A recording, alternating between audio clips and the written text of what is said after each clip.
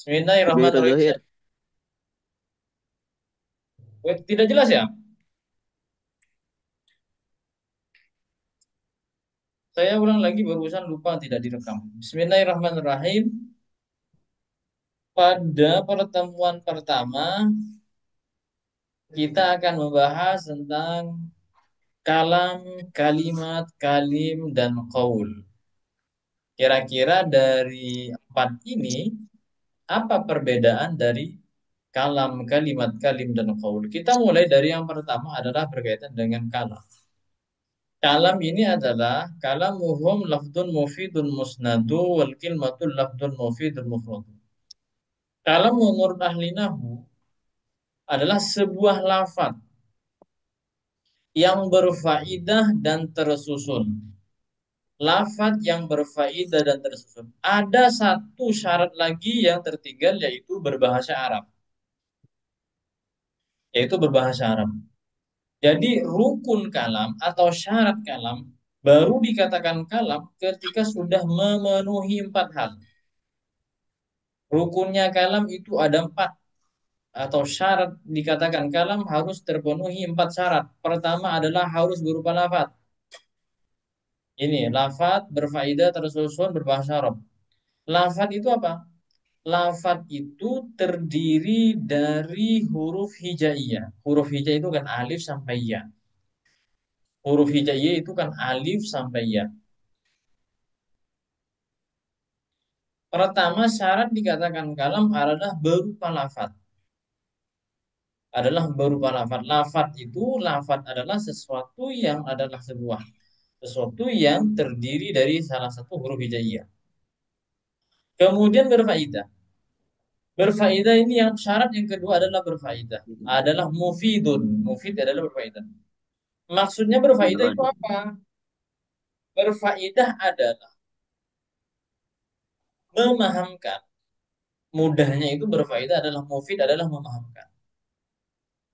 Tidak membuat bingung seorang yang mendengar. Pendengar tidak membuat bingung pendengar. Contoh gini, ketika ada sebuah pernyataan, misal saya bilang pernyataannya berubah, saya pergi ke pasar. Saya pergi ke pasar. Pernyataan saya pergi ke pasar, mukhotob saya yakin mukhotob itu langsung paham dengan pernyataan ini. Mukhotob itu kan ya orang yang mendengar kan. Mukhotob itu pasti yakin, saya yakin mukhotob itu pasti paham dengan pernyataan ini. Saya pergi ke pasar. Pernyataan ini bisa dipahamkan.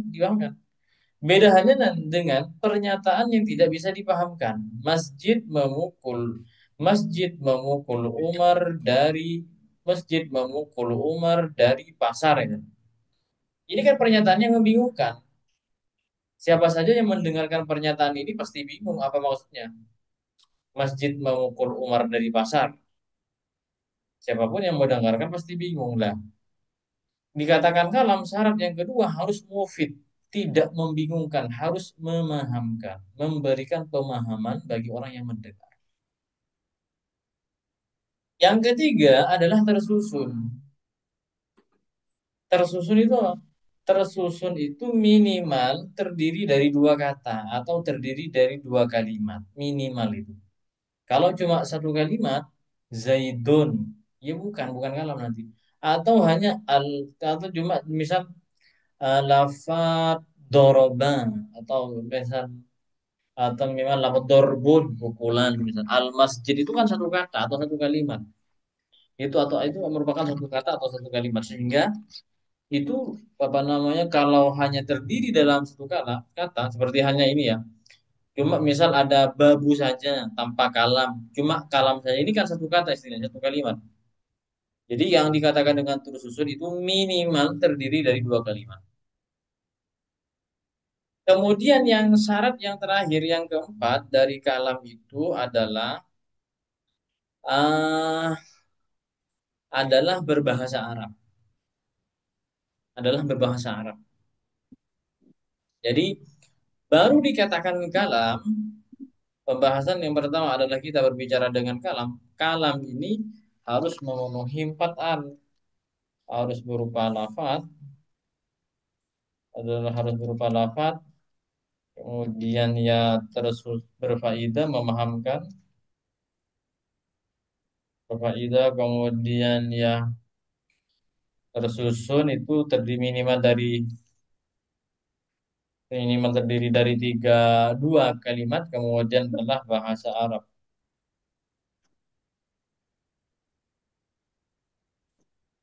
Bahasa Arab.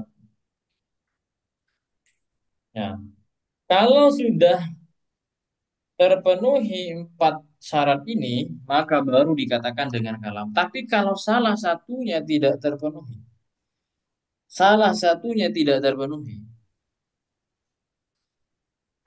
Kalau salah satunya tidak terpenuhi, maka tidak bisa dikatakan dengan kalam. Maka tidak bisa dikatakan dengan kalam. Oke, kita contohkan sekarang. Lafat doroba zaidun amron. Kalau nanti ada pertanyaan, doroba zaidun amron, kalam apa bukan? Doroba zaidun amron, kalam Biro apa? Mas Ustaz. Oh, cek, cek. Masalah ya jadi kan? Enak-enak.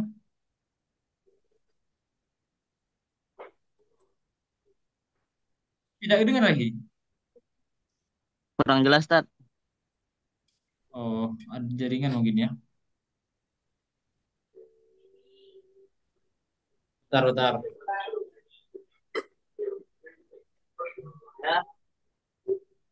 Masih kurang jelas. Cek. Tidak jelas lagi. Sudah cukup jelas, Tat. Maju, jelas ya. Oke.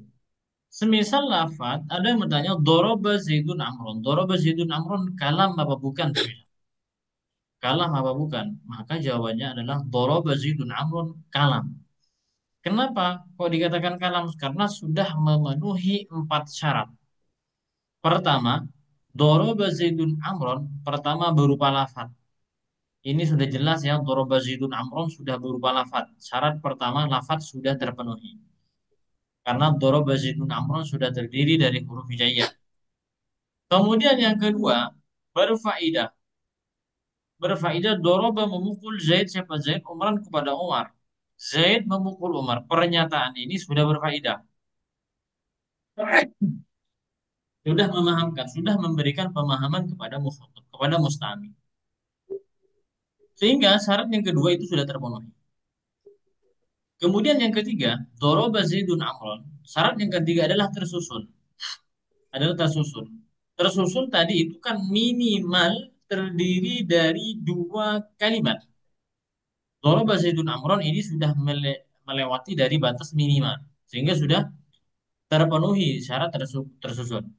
Kemudian yang terakhir adalah syarat berbahasa Arab. Wodok. Doroba Zaidun amron ini sudah berbahasa Arab. Sehingga doroba Zaidun amron kalam apa bukan, maka dikatakan dengan kalam karena sudah memenuhi rukun-rukunnya kalam atau sudah memenuhi syarat-syaratnya kalam. Oke, sudah bisa dipaham ya? Sebelum saya tanyakan di kelanjutan ini untuk saya tunjuk satu persatu. Ada yang masih bingung?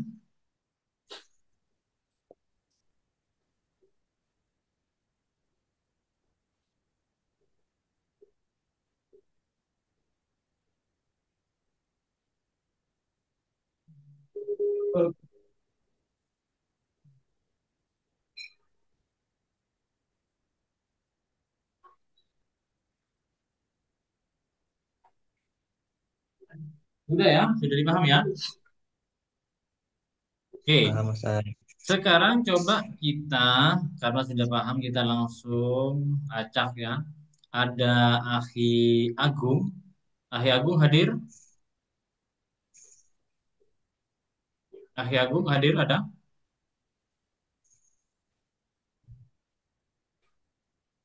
Ada misalnya gak nyawat ya. Devilia, Devilia. Iya, Ustaz. Oke, sekarang Ukti Devilia. Misal fokus di sini ya. Doroba Zaitun Amron. Yang ini ya. Iya, Doroba. Ustaz. Kalau semisal nanti kalau itu berupa kalam. Saya pertanyaannya kalam apa bukan? Maka jawabannya kalam. Kalau sudah menjawab kalam berarti karena semuanya sudah terpenuhi. Rukun-rukunnya sudah terpenuhi. Kalau kalau sampean ini menjawab bukan kalam, semisal kalam apa bukan? Bukan misal. Maka antum ini menyebutkan syarat yang mana yang tidak terpenuhi, gitu ya. Baik, Ustaz. Oke, doroba situ namron ukti kalam apa bukan? Kalam, Ustaz. Kalam. Berarti kalau kalam karena sudah terpenuhi semua rukun-rukunnya kan ya. Yang ini, itu kan? Kalau jawab kalam berarti secara otomatis Suaranya kalam. kurang jelas, Ustaz. Mau, Ustaz, suaranya kurang jelas, Ustaz. Ustaz, suaranya putus-putus. Oh iya iya iya. Suaranya kurang jelas. Bentar bentar bentar. Saya pindah Diulang, dulu. Ustaz. Pindah Bisa lokasi diulang, dulu. Ustaz. Bentar bentar pindah lokasi saya. Mohon maaf, Ustaz, masih belum. Iya iya, saya pindah lokasi dulu sebentar. Tunggu aja. Udah jelas lagi, Bukti? Bentar Sudah, bentar. Ustaz. Udah ya? Sudah. Oke, saya ulang.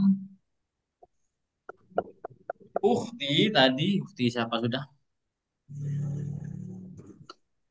Ini doroba Zaidun Amron, doroba Zaidun Amron. Kalau bukan Ukti, yang ini ya, yang ini. Kalam, kalam, Ustaz. Kalam, Devidia ketika Kalam. sudah mengatakan kalam karena memang semua syarat, karena semua syarat kalam berarti sudah terpenuhi kan gitu. Iya, Oke, Ustaz. coba saya pindah dulu ke yang lain. Ada Akhi Rozali Aspan, ada Akhi Rozali. Menurut Iya, Akhi Ustaz. Rozali ini kalam apa bukan? Daraba Zaidun Amron.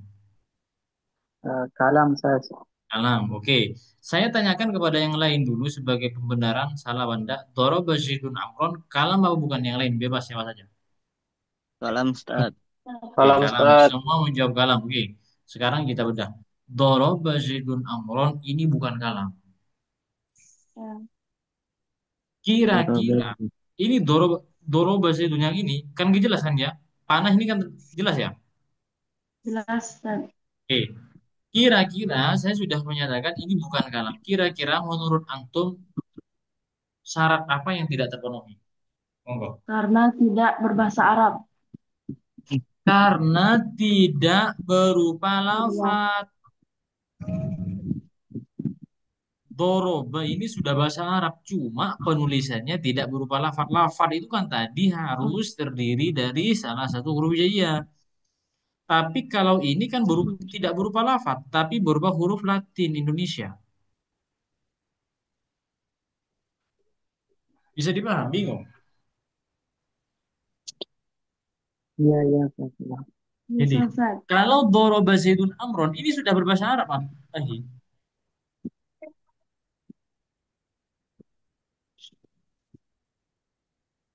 Doroba Zaidun Amron ini berbahasa Arab. Oh, bentar. Oh, suara ya. Doroba pelan-pelan ya. Kalau terlalu kecepatan bilang ya. Saya karena kan karena saya pribadi kan kadang nggak sadar kan yang mendengarkan kan antum. Kalau kurang-kurang gimana nanti antum sampaikan. Kalau gak enak di grup, nanti disampaikan di chat pribadi. Kemarin-kemarinnya kayak gitu juga teman-teman.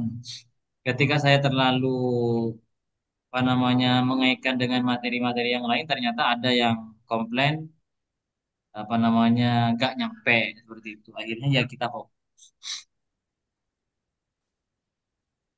Kalau Basidun Amron ini bukan kalam. Kenapa kok bukan kalam? Karena ada syarat yang tidak terpenuhi, yaitu berupa lafaz. Lafaz itu kan harus terdiri dari huruf hijaiyah. Ini Fa'innahu tidak terdiri alaikum. dari huruf hijaiyah. Berbahasa Arab, tapi tidak. Cara penulisan tidak terdiri dari huruf hijaiyah. Gitu. Oke, kita lanjut misal. Kita lanjut. Dorobal masjid minal bed. Dorobal masjid minal bed. Ada hifzil. Hadir hifzil?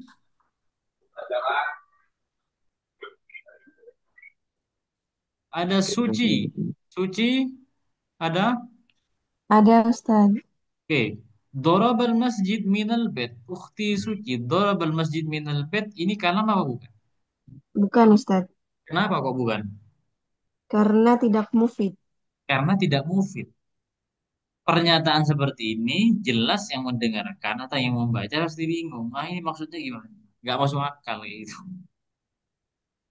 Pernyataan yang membingungkan orang. Kemudian terakhir ada indah.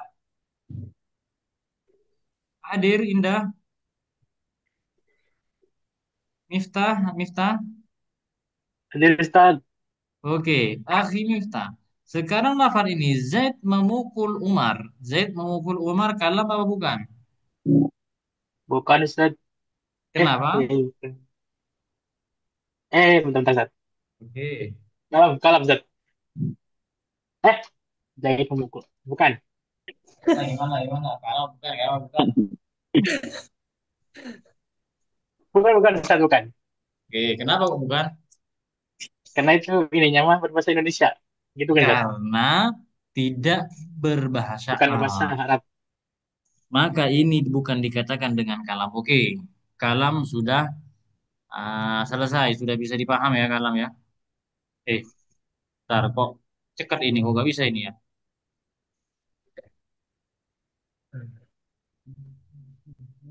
Apa? Oke, kalam sudah. Kemudian kalimat. Kalimat itu apa? Oh, tadi yang sudah ini ya, sudah di atas. Kalimat wal kalimatul lafdul mufidul mufrad. Sedangkan kalimat adalah kalimat yaitu lafaz yang berfaedah. Kalimat itu adalah lafaz yang berfaedah.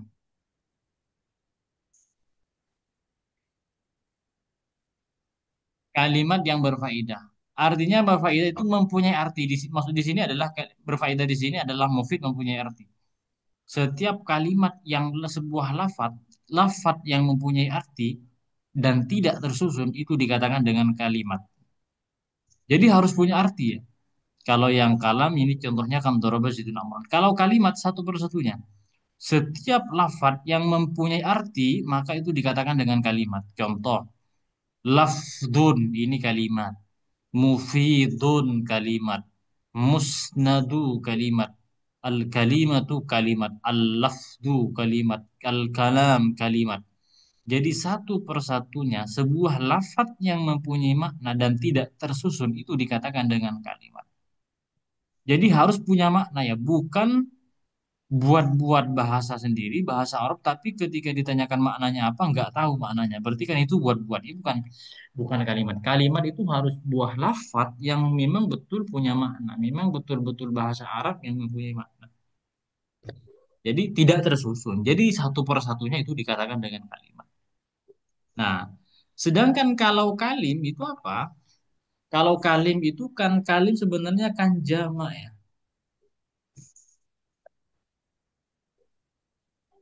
Kalim itu Kalim itu adalah jamak daripada kalimat. Jadi kumpulan dari beberapa kalimat, baik nanti memahamkan ataupun tidak, yang penting sudah terdiri dari terdiri dari beberapa kalimat, maka itu juga sudah dikatakan dengan kalim, sudah dikatakan dengan kalim. Kalau di sini ada misal kalim. Nah, kalau kalimat tadi terbagi jadi tiga ya. Nanti lismin wa fi'lin summa harfi tanqasim wa hadhihi salasmuha yal kalim lah. Kalim itu apa? Kalim, adapun kalim adalah susunan yang terdiri dari tiga kalimat. Nanti minimal tiga kalimatnya. Terdiri dari baik nanti itu isim semuanya atau fi'il, kemudian fi'il isim huruf nanti minimal lah tiga lah. Minimal tiga. Sehingga Seperti contoh yang ada di sini, misal kalim itu tanpa harus memberikan faidah, beda hanya dengan kalam. Tapi kalau kalam itu memang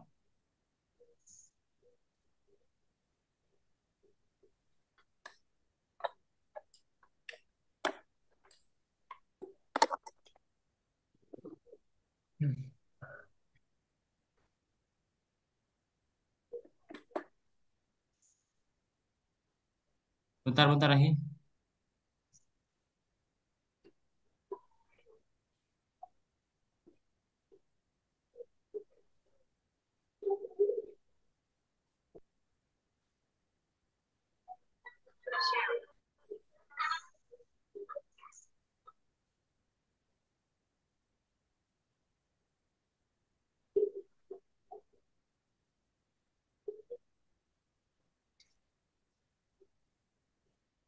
Nah, Dorobal masjid minal bait ini bukan kalam. Dorobal masjid minal bait bukan kalam. Tetapi ini dikatakan dengan kalim. Karena kalim itu yang penting terdiri dari beberapa kalimat, baik memahamkan ataupun tidak. Itu nggak bermasalah. Tapi kalau kalam harus memahamkan. Itu. Kemudian yang terakhir adalah qaul. Wal qawlu lafdun qad afada mutlaqa. Kakum waqad wa inna zaidanir wa wakum waqad zaidanir taqa. Qaul itu lafad yang berfaedah. Qaul itu lafad yang berfaedah, mengandung makna. Berfaedah itu bermakna. Yang bermakna yang di qaul ini ya, kalau yang di atas berfaedah memahamkan secara mutlak. Nanti qaul ini adalah lafad yang mempunyai makna secara mutlak. Artinya apa? Secara mutlak itu bagaimana? Baik nanti tersusun ataupun tidak, baik memahamkan ataupun tidak. Sehingga dari definisi qaul ini, maka qaul itu masuk kepada seluruh kalam, itu juga bisa dikatakan dengan qaul. Kalimat juga bisa dikatakan dengan qaul. Kalim juga bisa dikatakan dengan qaul. Jadi qaul itu cakupannya lebih luas karena semuanya mulai dari kalam, kalimat, kalim itu sudah bisa dikatakan dengan qaul. Kalam itu belum tentu apa namanya kalimat belum tentu kalam. Tapi kalau kalam sudah mesti sebagai kalimat. Karena kalimat itu nggak harus berfaedah, yang penting tersusun tanpa harus berfaedah, tanpa harus memahamkan. Sehingga bisa disimpulkan kalam itu belum tentu kalimat, tapi kalau kalimat itu sudah mesti keliru keliru keliru. Kalau kalimat belum tentu kalam, tapi kalau kalam itu sudah mesti kalimat. Dan semuanya kalam, kalimat, dan kalim itu kecakup oleh qaul. Qaul karena sebuah lafaz yang mempunyai makna secara mutlak. Artinya, baik itu tersusun atau tidak, baik memahamkan ataupun tidak. Nah, sekarang dari tiga, empat ini, kalam, kalimat, kalim, dan qaul, itu sudah bisa dipahamkan atau gimana?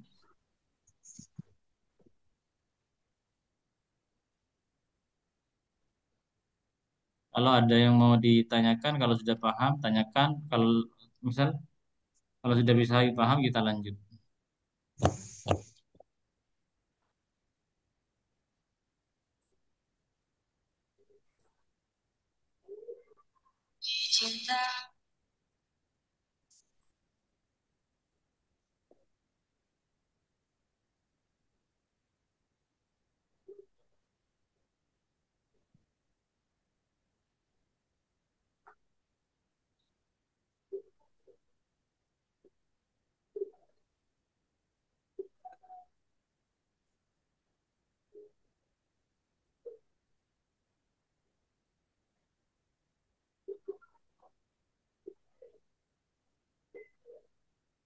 Nah, saya Ya, nanya, Ustaz, apakah huruf itu termasuk daripada kalimat, kalam itu atau kaul. Kalau huruf itu nanti masuknya ke qaul dan juga kepada kalimat. Kalimat itu kan kalimat kan terbagi jadi tiga kan, kalimat isim, fi'il dan juga huruf. Fi misalnya, fi itu masuk kepada kalimat, juga masuk kepada qaul. Qaul ini kan secara mutlak. Fi itu kan maknanya dalam.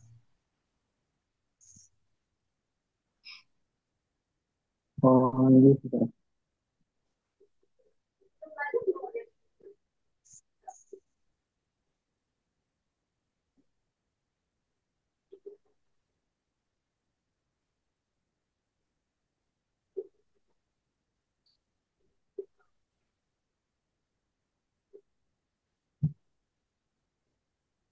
Oke, kita lanjutkan ya. Sekarang kita pembahasan masuk kepada pembahasan yang pertama. Wal ismu bit tanwini wal khafdi urif wa harfi khafdin wa bilamin wa alif.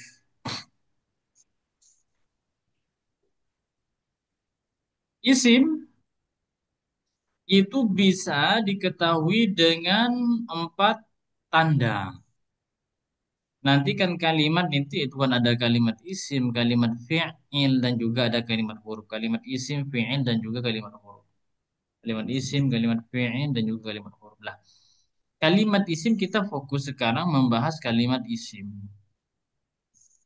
Kalimat isim itu bisa diketahui dengan 4 tanda. Jadi tandanya kalimat isim itu ada 4. Pertama adalah tanwin. Qalamun, masjidun, kitabun. Kalau ditanyakan qalamun kalimat apa? Kalimat kan terbagi jadi 3. Kalimat isim, fi'il, huruf misalnya. Qalamun kalimat apa? Kalimat isim. Kalau ditanyakan tandanya tanwin. Masjidun kalimat apa? Kalimat isim. Tandanya tanwin. Kitabun kalimat apa? Kalimat isim. Tandanya tanwin. Pertama adalah tanwin. Yang kedua adalah khofat. Khofat itu adalah bisa dijerkan. Lafaz hal ini disebabkan oleh 3 hal ya. Sebenarnya kalau yang A ini sudah masuk di yang nomor 3 itu nanti. Artinya lafaz bisa dijerkan, lafaz dijerkan itu bisa nanti disebabkan karena kemasukan huruf jer atau karena menjadi mudhof ilaih atau karena memang menjadi tabe. Tabe itu menjadi naat, menjadi atof, menjadi taukid apa gimana. Nah, jadi khofat itu dibaca jer, dibaca jer. Dibaca jer disebutkan apa? Ya boleh nanti disebutkan karena kemasukan huruf jer atau karena menjadi idhofah, menjadi mudhof ilaihnya atau memang nanti karena tabe, karena diikutkan kepada matbu'nya. Maka nanti itu juga menjadi tanda kalimat isim. Kemudian yang ketiga adalah wal khafdi urif wa harfi khafdin. Berarti kemasukan huruf jar lah. Makanya saya sudah bilang sebenarnya yang nomor 3 ini sudah ada di atas, itu A yang nomor 1 itu. Cuma saya tampilkan di situ juga biar jelas bahwasanya penyebab dari dibaca jar itu bukan hanya idhofah dengan tabi, tapi yang paling jelas adalah karena memang kemasukan huruf jar. Meskipun sebenarnya huruf jar ini di nomor 3 sudah ada wa harfi khafdin. Masuknya huruf jar. Kemudian yang terakhir adalah wabila min wa alif. Wabila min wa alif kemudian ada alnya. Jadi tanda kalimat isim itu adalah tanwin, jar, kemudian huruf kemasukan huruf jar, kemudian bisa beralif lam artinya bertanwin. Ini gampang ya, kalau menentukan kalimat isim itu gampang daripada menentukan kalimat fi'il. Kalau menentukan kalimat isim, sebentar kita coba. Tapi kenapa kok mengatakan menentukan kalimat isim itu gampang daripada kalimat fi'il? Karena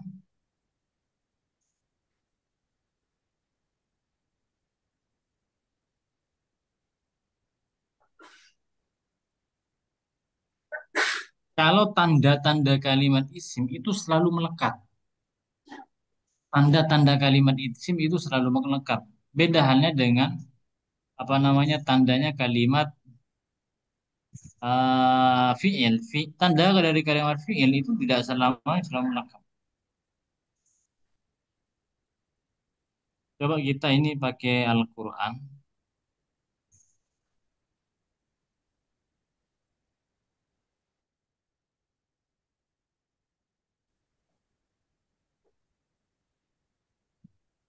Cara bersama-sama ya. As-sirata. As-sirata kalimat apa? Isim. Isim. Kalimat isim Iya. karena kenapa? Ada alif lam. Karena ada Lam. alif. Karena ada alif lam. Kemudian ya kalau sudah ada alif lamnya sudah jelas ya. Hmm. Ya gampang. Kalau menentukan kalimat isim sudah gampang lah. Gampang sekali. Kalau ada alif lamnya sudah jelas. Kalau gisawah kalimat. Isim. Karena kenapa? Isim. Karena ada tanwin. Nah, Tanwin. jadi gitu ya, sudah paham. Artinya kalau kalimat isim itu pasti selalu melekat tandanya. Sekarang kita masuk kepada kalimat ifil. Hmm. Wal fi'lu ma'rufun biqad wasini wa ta'i ta'nisin ma'a taskini wa tafa'anta mutlaqan kaji'tali wa nuni wal yaf'alanna waf'ali. Kalimat fi'il itu tandanya ada 6. Tanda kalimat fi'il itu ada 6 tandanya. Pertama kemasukan kod. Setiap lafaz yang kemasukan kod berarti setelahnya itu adalah kalimat fi'il. Nah gitu. Cuma nanti sulitnya tidak semua, sulitnya adalah kalimat fi'il itu tidak selalu gandeng, tidak selalu melekat dengan tanda-tandanya. Kalimat fi'il itu tidak selalu melekat dengan tandanya. Tidak seperti halnya kalimat isi. Misal, pertama tandanya kod. Jadi kayak gini.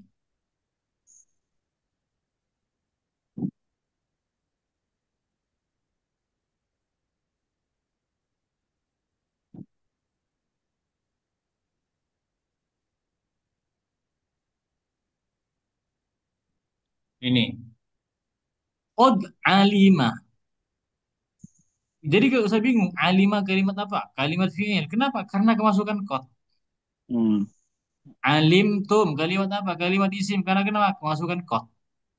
Karena kalimat apa? Kalimat fi'il. Kenapa? Karena ada kod. Ataina kalimat apa? Kalimat fi'il. Karena kenapa? Karena tanda kod. Ada kodnya. Ja'a kalimat apa? Kalimat fi'il. Karena kenapa? Kemasukan kod. Itu saja. Anzalna kalimat apa? Karena ada kod. Kalau kata anzalna ilaika ayatin. Jadi jadi tanda kalimat fi'il yang pertama adalah kemasukan kod. Kalau yang ini bukan ya qaddamat al-Quddus ini kalimat ini bukan kod ini kan kalimatnya. Saya kan cuma menulis ini kan kod ini kan kuncinya kata kuncinya kayak gini. Akhirnya kalau ini bukan kod, ini kalimat al-Quddus qaddamat. Tapi ini laqad. Jadi kod ini menjadi tanda kod ini menjadi tanda dari kalimat fi'il. Lah, cuma nanti kod itu ada kalanya masuk kepada kod itu nanti masuk kepada misal qad jaa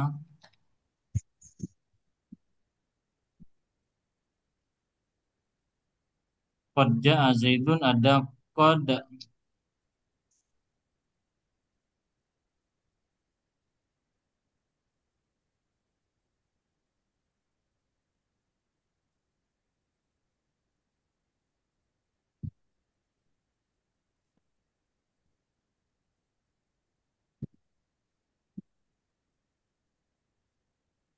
kurang besar ya.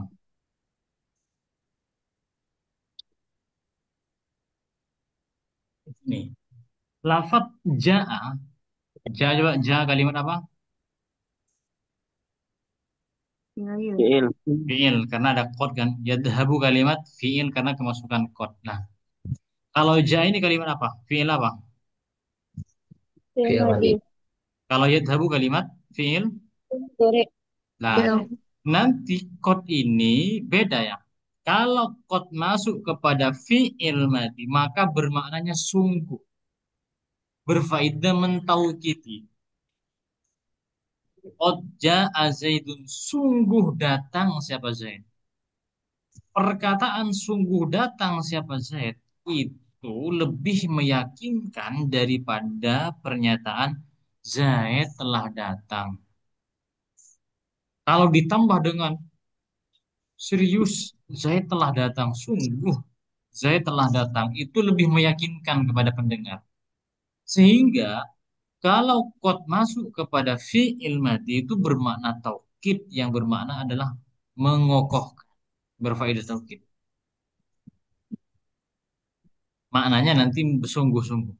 Ketika qad ini masuk kepada fi'il madhi, maknanya bukan sungguh-sungguh lagi, tapi bermakna terkadang.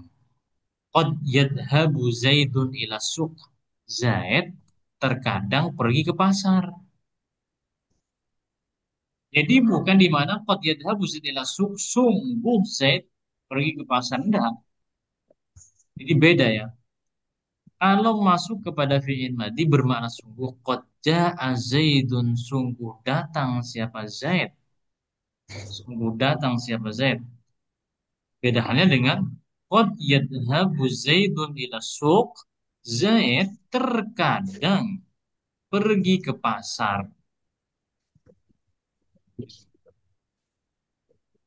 Bisa dipaham? Paham. Oke. Jadi pemaknanya itu.